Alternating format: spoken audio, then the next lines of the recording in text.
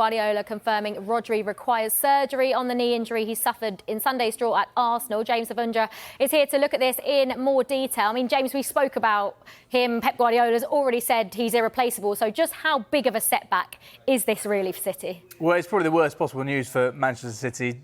He's arguably the best midfielder in the world. When you look at what he's done over the course of the last year or so, there's a reason why he's nominated for the Ballon d'Or, and there's a reason why he's probably in the top 2 or 3 candidates to win it this year. This is what he did last season in the Premier League compared to every other player on the pitch in the Premier League last season. More touches than anybody else, more passes completed than anybody else. And he's such a complete midfielder because you look at the passes completed there first when it comes to all midfielders in the Premier League, but also possession one in the middle of the pitch, second on that list. It just shows how important he's been to this Man City machine over the course of the last season and then some as well. And I think his impact on the team is shown when you consider City's record with and without him, and with Spain as well. So it's worth bearing in mind, since he joined Manchester City in 2019, he's played more than 300 matches. That's more than any other player when it comes to in Europe's top 5 leagues in terms of appearances for City. 260 appearances over the course since 2019, 50 appearances for Spain. And look at that, since March 28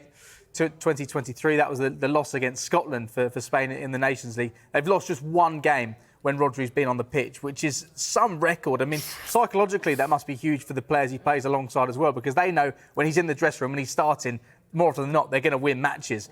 The fact they lost that one game, that was in the FA Cup final against Manchester United, just shows what an incredible impact he's had for Manchester City. Yes, they've got the best squad in the Premier League, perhaps in the world, but when you're missing a player like this, they'll certainly be scratching their head thinking, how are we going to find a solution? Because they coped without him last season. They lost 3 matches in the Premier League when he missed 4 games. And that just showed what impact that has when he's not in the team. They've never had to deal without him without such a huge long time. Months they're going to go without him, potentially the rest of the season.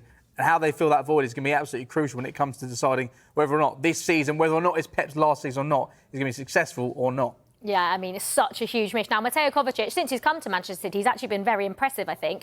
He looks like the player that's likely to come in for Rodri. So how do they compare? Yeah, he's been a very underrated signing, hasn't he, since joining from Chelsea. Around £30 million.